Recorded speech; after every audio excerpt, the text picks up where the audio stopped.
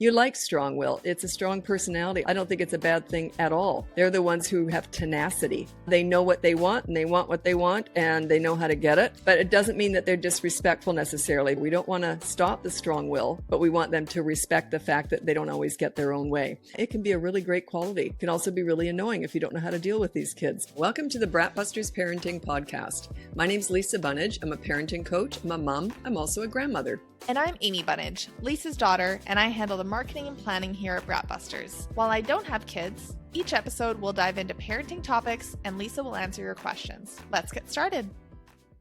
Okay, sweetie, what are we talking about today? Today's topic is raising a strong-willed child. Okay.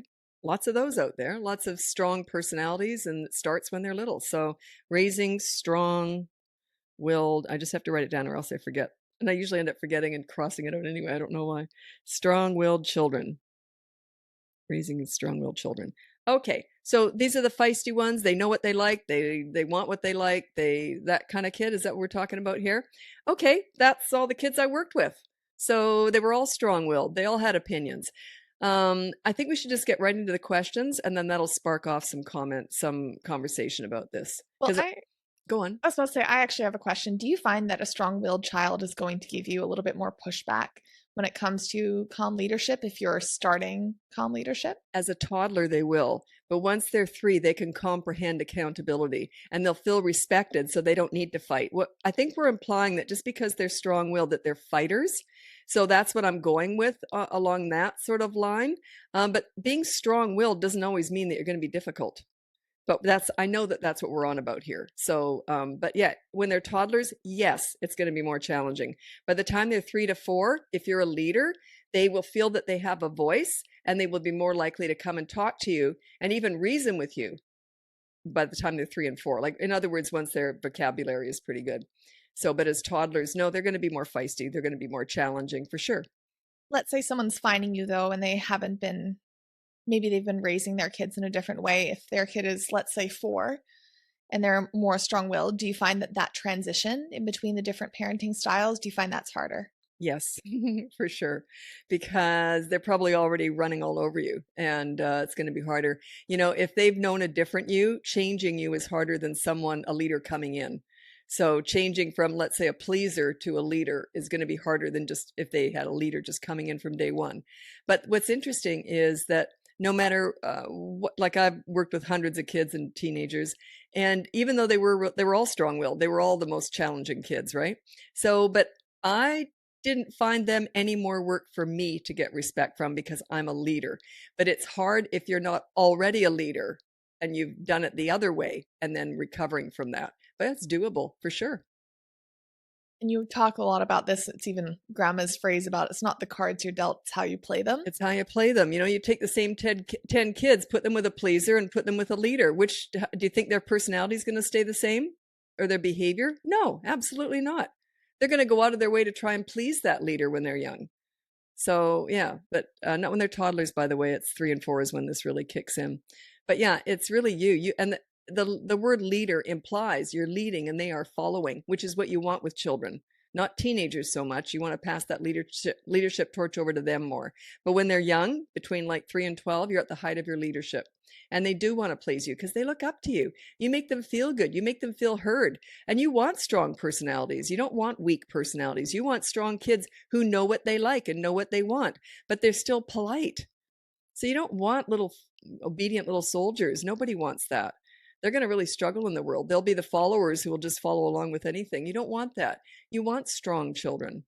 Yeah, you've talked about this where it can actually be quite a benefit if the child is more strong-willed in the sense they're maybe a little bit more dynamic and they're in the future. They can be the leaders of tomorrow too, because they often have a lot more sort of, I was going to say the term, maybe a little bit rude on here, a little bit more nerve. There you go. Do you know where I'm going with that? Kind of, I think so. Yeah. Anyway, so yeah, they're often they could be the leaders of tomorrow. So it doesn't mean anything in how they turn out. But just because they're strong-willed doesn't mean they have to be rude. And I think a lot of parents think that that's the case. It's not at all. All the kids I worked with were strong-willed, and or almost all of them anyway. So yeah, and they certainly weren't rude with me. So yeah. Okay, should we get into the questions? Also, Mm. I already kind of hinted at this in when I just said, is if they feel respected and that they have a voice, being strong-willed is actually a real plus because they're more likely to tell you what they want and let you know what they need from you. So they're in some ways easier to read. Whereas the kids who are more compliant and go along, you don't really want that. You want kids who do say what they want and what they need. So the strong-willed ones are more, they're easier to read, is what I'm saying, because they let it all hang out, right? Yeah, I would say actually that's something that you worked on with me when I was little is I would say I tended towards not telling you what I needed. It was agonizing because I knew she was just trying to, she was very easygoing and never tantrumed. I mean, she was just super easygoing. And I used to say, come on, what do you want? No, it's okay, whatever. Like, come on, what do you want? If you could have anything you want, what would it be? Well, I was thinking I want, it took forever to get her real opinion out of her. So, and I had to toughen her up because I didn't want that for her. Even now, like I'll be honest, off air, I am quite opinionated as a person. We were joking around because you always say that with you, what you see is what you get, and it's so true. And then you go, and with other people, it's you don't always know what they're thinking. And so off air, I went, Mom, what are you talking about? It's like what are you saying that I hide things? And then I went on this like 10-minute rant about everything I hated. And I was like, oh, Yeah. yes. Oh, right, right, right, right, right, right, right, right, right. Yeah. Gotcha. Yeah. Oh, I see. Right, right, right. And I thought, geez, I wish that filming had been, I wish that we'd been videoing that. Yeah. What you see is not what you get with her, but she is still really nice and kind. She always had a real kind streak. She's never said anything mean or anything to anybody. She's just kind.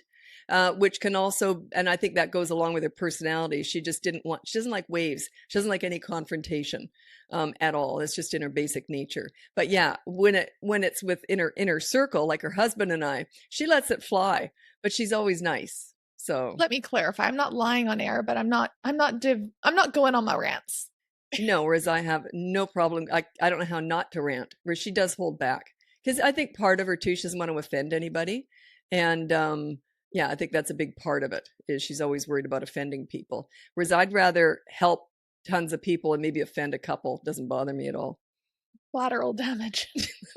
I'm here to make a difference. I'm not here to be liked. I'm here to make a difference. I want to help. I want you to enjoy parenting like I did. So if I have to shake things up, I'm okay with that. Well, I'll just ask the questions and I'm okay with not making a difference on my end. Yeah, but she feeds me really good questions. She knows what riles me up too. So she's very good at pushing my buttons to get me going. Okay, so we'll get started with the first one here. It's Cassie from the United States. I have a 4-year-old daughter who is strong willed. She does well at home with a lot of structure, and we've taken a ton of suggestions from your podcast in the way we approach discipline with her. We are struggling to get her to cooperate with her teachers at preschool, so 2 days a week for 2 hours, and group activities, soccer, gymnastics, swimming. The feedback we get is that she doesn't listen to the instructors and just does her own thing. She loves going to school and partaking in the activities. Our take on this is that she just gets too excited for the activities that she tunes out the instructors to do her own thing. This has ramped up since many of the activities are without parents, where me or my husband can monitor her closely and redirect her. We have threatened to remove her from activities, but it's not enough to get her to recalibrate on her own in the moment during school or the activity. There's something missing here because if you're really calm leaders at home, they don't act out anywhere else because they wouldn't want it to get back to you because they look up to you. So there's something missing. I'm almost wondering if maybe you are more the pleaser. You sort of not give in to her demands, but you're more likely to set her life up so that it's easier for everybody. I'm suggesting it sounds like that's what's going on, but I could be wrong. I don't think so, but I could be wrong. But if she's disruptive or naughty at school or soccer or wherever else, I would say to the coach or the teacher, can you please tell me, whether it was a green day or a red day, you know what I mean? And then say to her, oh, evidently you weren't listening and you were disrupting the class. So there's going to be a consequence. So don't threaten to take that sport away. She, like you said, she doesn't care, but there's something that you could take away, potentially get her to do a chore. Check out my behavior board, start with a chore, and just have some consequences for that. But yeah, it's not adding up for me. If she's really good at home and she respects you, she wouldn't be acting like that when she's not with you. They wouldn't want it to get back. My kids would not have wanted that to get back to me. They would have been embarrassed, right? For mom, who's the leader, to go, what? They did what? That's why it sort of sound like a chicken. But But that's the power of leadership. They care, by the time they're 3.5 to 4, they carry your leadership umbrella everywhere they go. Sorry, I'm getting the giggles now.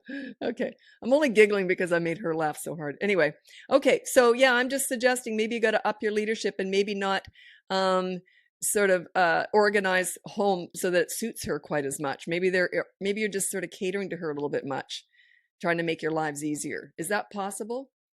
I don't know. Or maybe you're just doing it really well, but it just hasn't been done long enough that it's spreading out everywhere. That's another possibility. You really cracked me up there. You're welcome. You get it?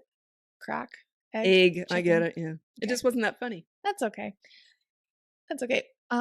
Thoughts on the threatening to remove from activities?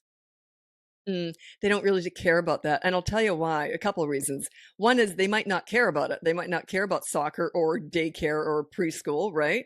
The other one is that it's too far in the future. They're going to say, sure, whatever. And because they don't believe you're going to do it anyway.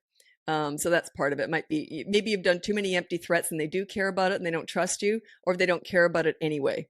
So yeah. And also it's too far in the future. They're thinking, yeah, I just care about today.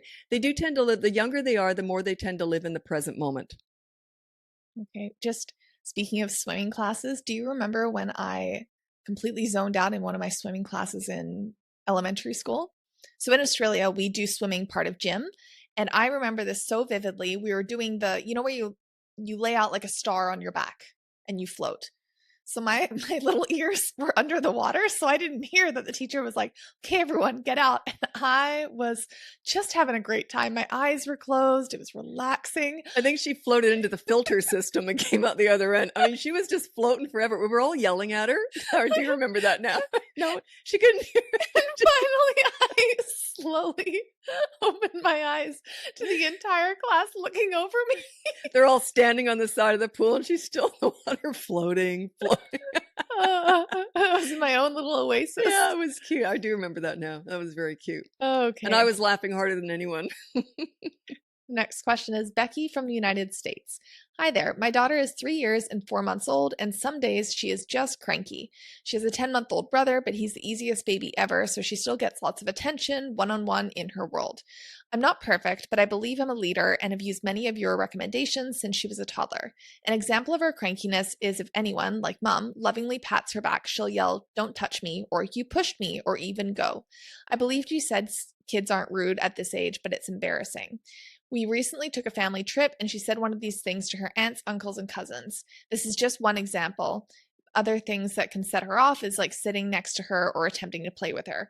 Other times she's very sweet and happy and playful. She does seem to be strong-willed. She resists doing necessary things frequently, so I just make her do it, like brushing teeth, getting in the car. She knows I'll just make her do those things, yet she still throws a fit. I hope she'd be less resistant by now. How do I help her be less cranky and disagreeable? Oh, okay.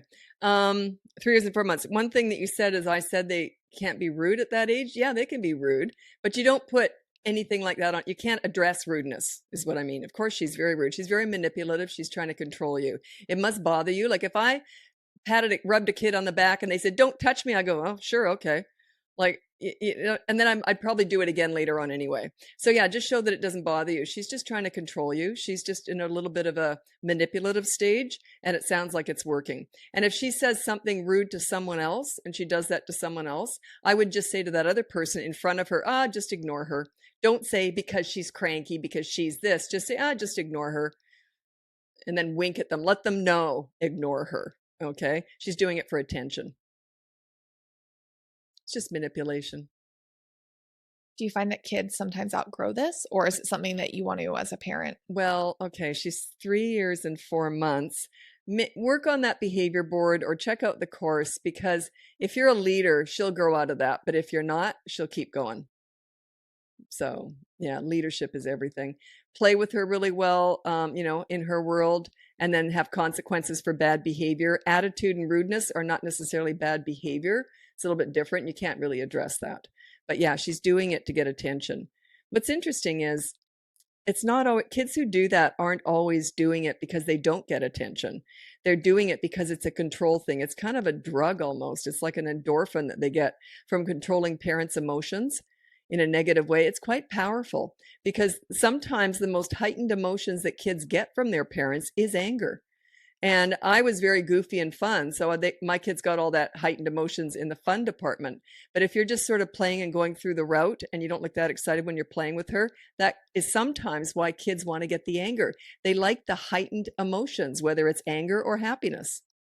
That's a little bit deeper with psychology. I've worked with a lot of clients. I can usually tell which it is when I'm working with them. But yeah, they like to get emotions from you. So make sure it's just the good ones. And when they're naughty, just go, whatever. It's all business, no emotions when they're naughty. It was mentioned that she gets lots of attention in her world, one-on-one. In her world one, yeah. But like I said, maybe it could be that you're just sort of going through the motions. So maybe not, but she could just be having fun manipulating you. That could just be it. She's having fun. But they're not usually happy when they're doing it. They don't like doing it, but they'll do it because it is a power trip. It's almost addictive. But it doesn't lead to happiness for anybody, especially them. Okay, the next question is Yana from Canada. My daughter is 3 and incredibly strong-willed, especially at bedtime. It takes 2 to 3 hours every night to put her to bed. She comes out of bed, walks around the house, starts playing or reading, etc. Anything she can do to stay up, even though she's tired. If we tell her it's bedtime, she often gets mad, starts screaming and crying. Any tips on how to address this bedtime behavior would be very helpful. Why on earth are you letting her play? So I would put on the behavior board, follow bedtime routine. And the routine is usually 1 hour, let's say between 7 and 8 or whatever hour you choose.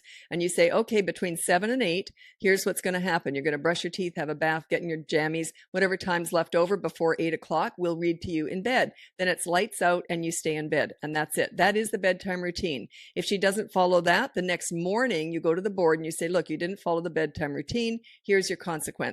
The second part of that, you don't put on the behavior board. It's what you do when they get out of bed. The first time so you leave the room, good night, kicking and screaming. I don't care what they're doing. You leave the room. You can have a night light on or galaxy light, sound machine, whatever you want, but you leave the room. When she comes out, you say, I said it's bedtime, stay in bed, don't get out again. And you put her back to bed. Only one body part has to touch that mattress, but you're sending the message that you're going to put her back to bed. The second, and then you leave the room. Don't stand over the bed. It makes you look weak. You leave the room. When she comes out again, which she will, you put her back to bed and you say one word now. You say bedtime. Every time after that, when she gets up, you don't look at her, you don't talk to her, and you walk very slow and you put her back to bed silently. You might have to do it 50 times. It's by far the most successful thing that I teach of all the common methods that I teach. Bedtime battles is the most successful. It is one hell of a night, but they often don't get up again. Sometimes they do. There's other stuff going on sometimes, but yeah, that's how it goes. And you don't punish that. That is the punishment. Is the consequence for getting out of bed is that you keep getting put back in. But that first hour, that's the bedtime routine that you can have as a rule on the behavior board. Okay. Next question is Gabriella from the United States. 5.5-year-old daughter is strong as a horse. She will push her will to the max. Gets angry if she doesn't get her will. Wants to do something constantly. Does not like rest. Need to get her to understand it's important to listen, so others want to play with her. She just can't get her way. Oh, so she's just a bit of a bossy boots? That's what it sounds like to me, because they said, I wanted to be able to play with other kids. So, but it sounds like you need a few rules to start with. She doesn't have any self-control or self-discipline. So I would just start with some really simple rules around the house. So just put a rule, use the behavior board. It's free when you sign up for the newsletter on bratbusters.com. And then you just sign up for that and you start with one rule, one consequence. The only reason I winked at my daughter was she said to me earlier, keep this in, it's funny. She told me I was saying something wrong and I just said it right. Very good, Mom. Thank you. I'm a Gold good star. Oh, thank you. I'm a good girl. Anyway, okay. So, but yeah, she's got to learn through you how to be less bossy first. You can't expect her to do that with other kids first. So you teach her how to follow some rules, get some self-discipline going at home, and then she'll learn how to get along with other kids a little bit better because she'll be more polite, more respectful. Okay. But it starts at home. Okay, we have one final question. So Cecilia from Japan. My daughter is 5, almost 6, and we've been working on not screaming after every minor inconvenience. Your advice of ignoring the tantrum has been working beautifully at home as she's able to work it out herself in a short amount of time and we can move on. However, when we're in public, outside, not in the grocery store or somewhere or something where we can leave. Other people seem uncomfortable with her screaming and constantly intervene, giving her attention and sometimes giving in to her wants. This all happens so fast that I don't even have a chance to tell them to get lost. How do I enforce that screaming doesn't fix the problem when people just won't let us be because they feel sorry for her and or me? She does have a big, strong voice. She could be an opera singer and is, in my opinion, louder than most kids.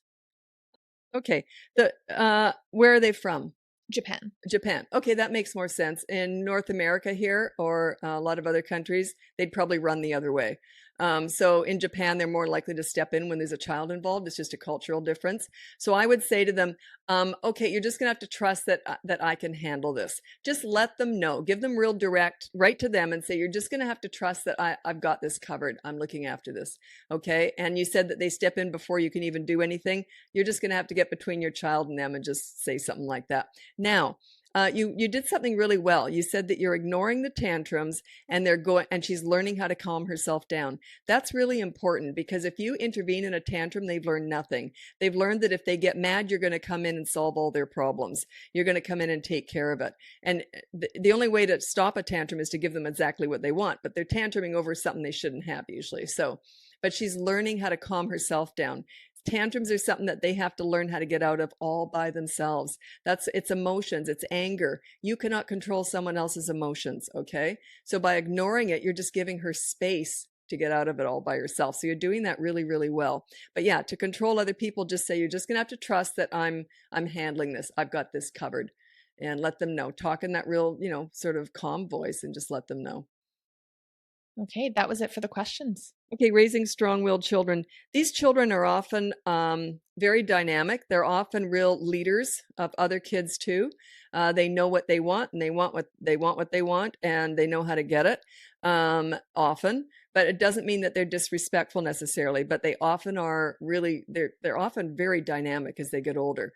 But they can be a real handful too if not handled correctly. Because teaching them respect, you do not want to ruin their strong will. You like strong will. It's a strong personality. I like it. I don't think it's a bad thing at all. But you're mixing that up with disrespectful behavior.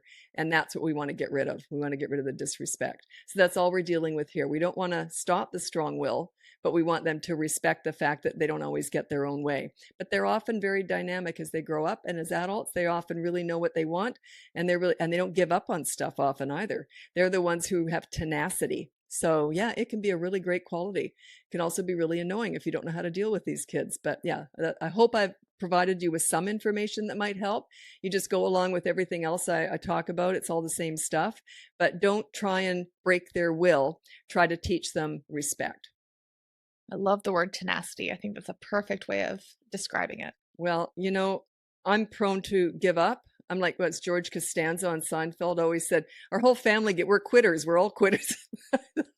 I can kind of relate to that. Not with my business. Believe me, I've gone through a lot in my business over 20 years, but with a lot of stuff in life, I'm more likely to give up. I don't have a lot of tenacity, so I really respect it. And I'm not that strong-willed either. So, it's a great quality to have. It's just got to be harnessed and that's all.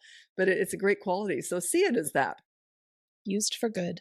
There you go. Use it for good, not evil. Okay, thanks so much for joining us. We'll be back again talking about something else. Happy parenting. Thanks for tuning in. If you're ready to dive deeper, check out bratbusters.com to learn more about the behavior board, parenting courses, and private one-on-one coaching with Lisa. If you've enjoyed the show so far, we'd love it if you could take a moment to follow, rate, and review us on your favorite podcast platform. Your feedback helps us reach more parents just like you. The information provided in this podcast is for general informational purposes only and is not intended as a substitute for professional advice. Lisa is a parenting coach, mom, and grandmother. She is not a licensed psychologist or counselor. Her services do not replace the care of psychologists or other healthcare professionals. For a full disclaimer, please visit bratbusters.com/disclaimer.